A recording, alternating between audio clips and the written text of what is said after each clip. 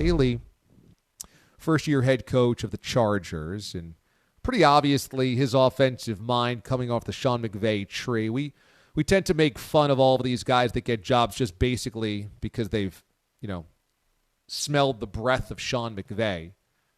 But Brandon Staley has clearly elevated Justin Herbert's level of quarterbacking, has helped immediately pay dividends to create the Chargers into a winner and a contender. But also, it seems like Brandon Staley has a pretty good head on his shoulders. He was asked this week about the John Gruden resignation, and an easy way out would have been, coach speak. That's not up to me. That's a different organization. You hate to see anybody, who's won a Super Bowl before go down like that. It's unfortunate. All the coach speak because of the coaching fraternity and protecting your own. Before the last set of emails forced John Gruden's resignation, Tony Dungy, who I really admired, Tony Dungy on Sunday Night Football is like, hey, let's move on. Not a big deal. Let's move on. Not a big deal. Okay. So the coaching fraternity is a closed one. They usually close up ranks. They usually circle the wagons, and they don't want to talk about other coaches getting fired, having to resign, etc. Brandon Staley did not run from this question. In fact, he laid out a pretty logical argument about why John Gruden had to resign or be fired, and that what John Gruden said was beyond the pale. Here was Staley earlier this week. Respect and trust in this world are really, really difficult to achieve. And I think about all the people that were affected by those emails. Whether you're a person of color, whether you're a person, gender, your sexual orientation, the people that were affected by those emails, that's who I'm thinking about. Because it's a sacred mantle for someone to call you coach or someone to call you a leader. And trust is really, really hard to achieve in this world. It's really, really challenging to achieve. And especially with people, with those groups that I just mentioned. All right, and people are really guarded, all right, and they're skeptical of people because of emails like that. And I just think that, kindness and lifting people up and respecting people you don't know, I just think that, that's such a big part of our thing here is listening to people and learning about people, because I think what you'll discover is that we have so much more in common than not. And I think that, for someone like me, it's just incumbent upon you to set the example every single day so that people that were, talked about in those emails, that they don't need to feel that way. They shouldn't feel that way. And it's, hopefully, all of us can learn from this, that it's about bringing people together for me, so that people can become, the people that they dream about. And I think that, for me, leading this football team and being someone, hopefully we can, be a light for those people in those emails, that not everybody's like that there's far more people that will love you than the opposite. And hopefully this will be a chance for everybody to come together instead of go apart. Brandon Staley, head coach, Chargers. Got to tell you, I did not expect that answer from him. I don't know Brandon Staley that well. We haven't had much exposure to him in situations. First-year head coach, only a month and a half into the job. But I was thoroughly impressed. Because what Staley said there was a much larger message than coaching a football team. The coaching of the football team was in there, but it was a much larger, much deeper message, which sometimes I wonder if head coaches of football teams are capable of. When you are completely invested in such a hyper-competitive industry like coaching, and you get fired, you get hired, the head coach above you gets fired, gets hired, you've got to move the family, you've gone here, you've gone there, assistant coach, junior college, small college, assistant coach, watching this much film, going out on this recruiting trip.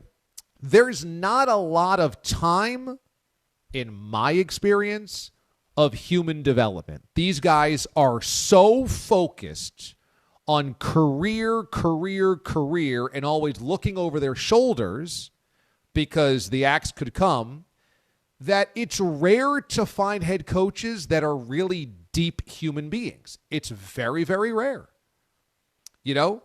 And especially young head coaches who haven't seen a lot of the world, it's even rarer. And it's even rarer for young head coaches to speak like that about a very successful older coach. John Gruden might be a knuckle dragger. He might be a bigot, but he's a Super Bowl winning champion and a head coach that was in a Ring of Honor for a team up until about 72 hours ago. What Brandon Staley said there was really important from two different aspects, and I got a lot of respect for both of them. Number one, look, I'm a leader. And I have to represent that every day in everything I do. John Gruden didn't. Gruden acted like that on the outside, said the things that leaders say, football players, and we want grit, and we got to fight, and we got to work, and all that stuff. But behind closed doors, didn't say things that leaders should say. And Brandon Staley says, I'm a leader. I have to be better. We have to be better. This is a sacred responsibility of leading people. That's number one. Number two, this is a very savvy observation from somebody who is not from a marginalized community. He's talking about African Americans, the gay community, women in this case as well, parts of society that for many, many years have been on the outside of the power structure. Inherently have a distrust of the people inside the power structure because they've been held out of the power structure for so long. And what Brandon Staley is saying is these emails or these things that John Gruden said or wrote only reaffirm that skepticism. If you are a gay athlete, and there are many in the NFL that are not out. I'll never forget talking to Carl Banks, and Carl Banks saying, we had two gay guys on the 86 Giants, on the 80s Giants. They couldn't come out, but we all knew. The team didn't care. The players didn't care. It was all about, can you help us win football games?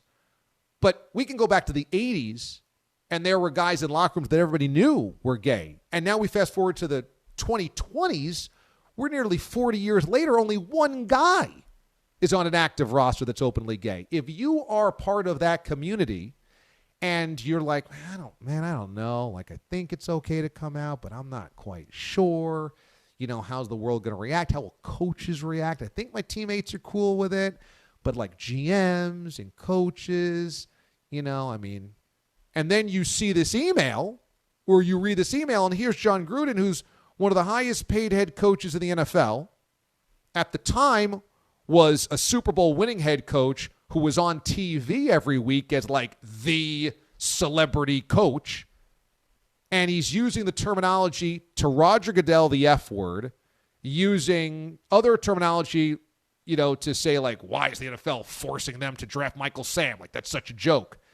Well, suddenly all of that skepticism and worry that you had about how you're looked at is reaffirmed.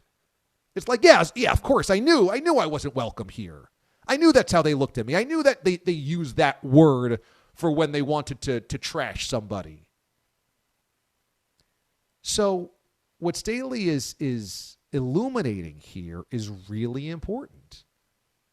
It's, you got to be your best self all the time, every day, and not. It's hard. That's just a hard thing to do. But also, if you feel like certain parts of the community are skeptical of you, are paranoid of you, are distrustful of you, well, they've had a lot of reasons to be. I mean, we kind of feel like everybody should start at zero, and that would be great. But the world isn't like that. And Staley's acknowledging that. And he feels like he's got to be better so that it doesn't give more ammo to the things that people are paranoid about. Brandon Staley won a lot of points in my book with that answer.